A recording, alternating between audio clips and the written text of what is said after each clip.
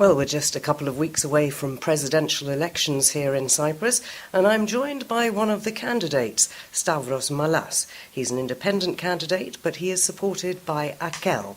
And I've come to ask him what his main priorities are going to be if he's elected.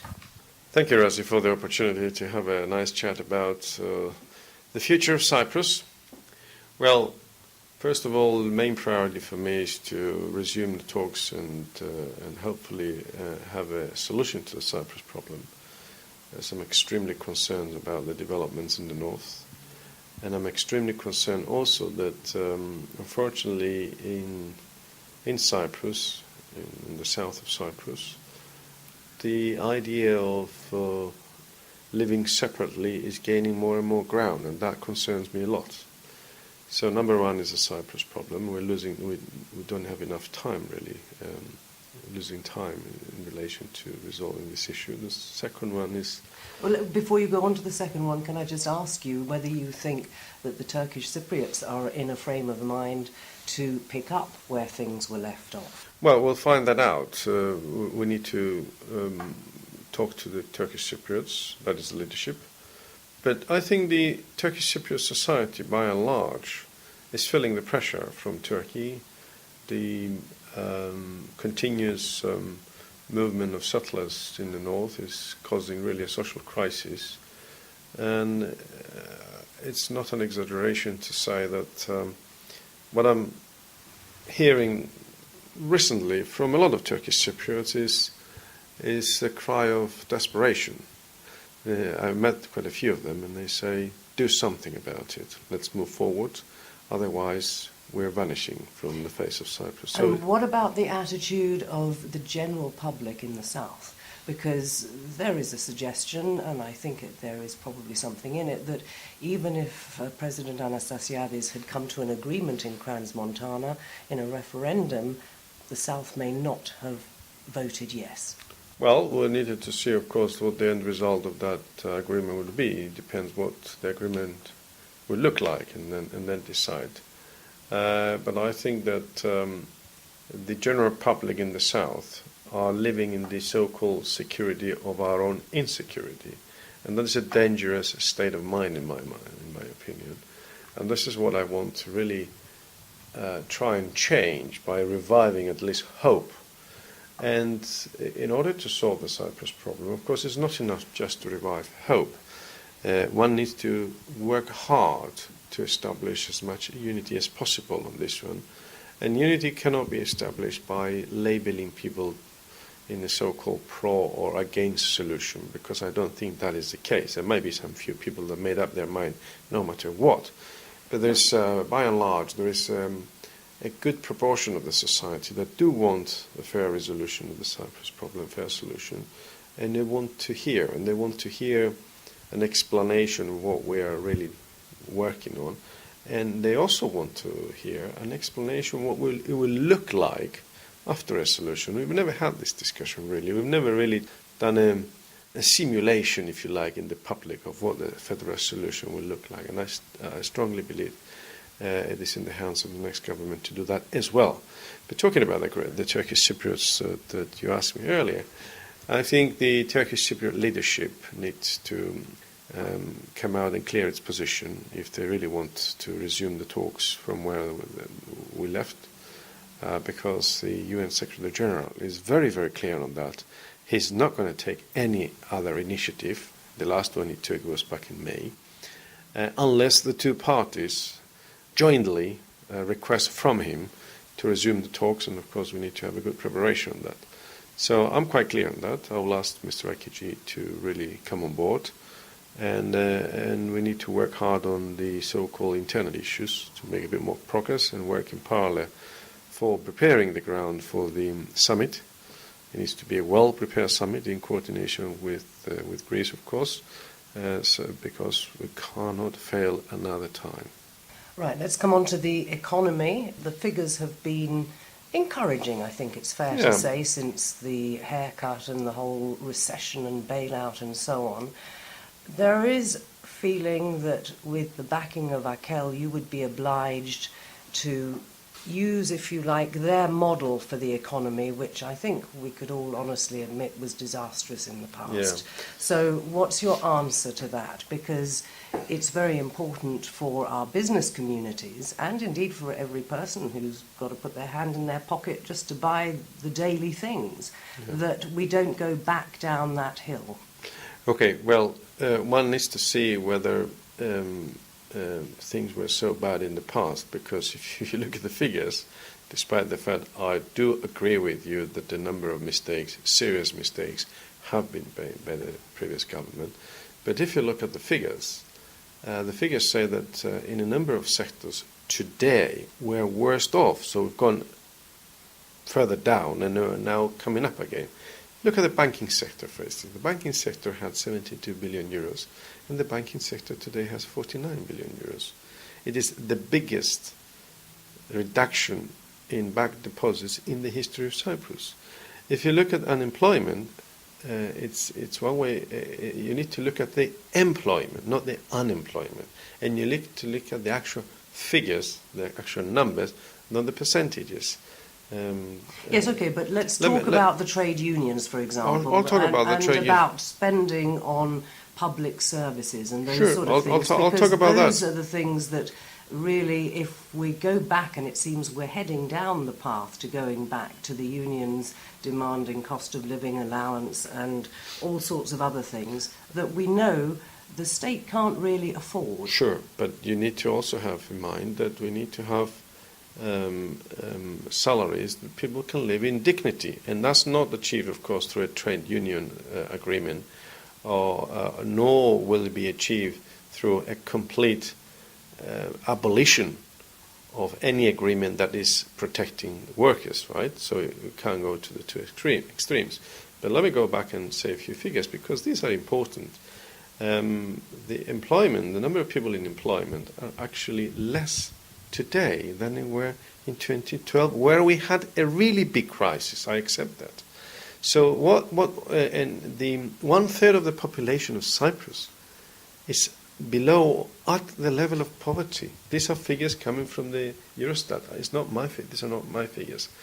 So what we've seen recently, after of course the bail-in, we've seen the economy coming up again. And it has reached the level today, as we speak, of 2009. This is the level of the economy today. The GDP of the country is in 2009. But if you look at the per capita income, that is 24% less. So you have an economy of the size of the 2009, but the size of the per capita income, that is the people's pocket, is 24% less. Yes, but so this is all part, is it not, of the recovery process? Well, it is part of the with the right investment in particularly the private sector, sure, and very much in research and development, I would suggest. Which I strongly agree. That those figures will rise. Yes, they will rise, but it very much depends on the direction the new government will take the country. And I think this government has really assigned a lot of attention to what I call the serendipity model of a Cypriot economy, selling a few passports, creating a casino, giving a few planning permissions, a little bit more hotels to which are good, but have we invested in people in research and development? Not a single penny extra in that. How on earth are you going to repatriate thousands of people staying outside Cyprus, scientists, the brilliant minds? How are you going to reverse the brain drain that we all talk about? Cyprus has a massive advantage in that, and figures show that. It's a country that can do extremely well in that. So this is the kind of things that I want to do. I want to make an economy through a model of open innovation meaning that you are open-minded. You're not bounded by any idiosyncrasies of thinkings of anyone's. Okay, an open-minded economy, but an economy that also protecting the worker, but is also protecting the good entrepreneur. Let me give you an example.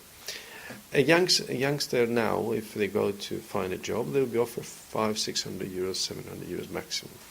Can they live on that? They can't live on that. Okay. People say, all right, but when the economy gets better, people will be able to get paid higher. But the economy today shows, particularly in the tourist sector, that they are able to pay more, but they're not paying people more. if you look at the... And how could you, as a president and your government, change that? I'll do that, right. So minimum wage. In the UK, you've got a minimum wage of £8 per hour, right? You've got a minimum wage. 22 countries have a minimum wage, right? Cyprus doesn't have a minimum wage. Well, only in the retail sector. Only in 9 professions which are what we call regulated by ministerial decree, and which is not binding anyway. And this is set to €870, and it goes up to $920 after 6 months, but it's not obligatory. And also, when we opened this discussion a few months ago, the President, Minister of Finance, said, well, we need to reduce that by 20%. If you reduce that by 20%, that goes to the level of poverty. And the President, I think it was a few days ago, said, we will only talk about a minimum wage when we have 100% employment. Well, you can only get 100% employment if everybody gets paid, or most people get paid that are employed to their €500. So when we actually force people to the lower wage limit, then we'll give them a statutory minimum wage, which means that we will force them to that. This is why it is important when you have an economic crisis to discriminate between a viable economy and an economy that goes through an enlargement process. It's like the human body. You can go through an enlargement process which is proportionate, or you can go through an enlargement process which is disproportionate, or an outgrowth, like a cancer, that will kill you. So this is what I think is fundamentally important for people to realize. We want an economy that is open, that is innovative, an economy that gives opportunity to most people, not an economy that gives opportunity to a few entrepreneurs that are forcing down wages, that are taking the wealth of the country in one direction and depleting part of this wealth from mainly the workers and the middle class. That's how you restructure economy. Okay, but that didn't answer the question about trade unions. Well, and as soon as we came out of the really serious part and we got out of the bailout, then the public sector unions started again to say, we want this, we want that, we want the other. Read my lips, as they say. Read my lips. No question of derailing stability of the economy. And the stability came after a lot of sacrifices from people. No compromises on that. Okay.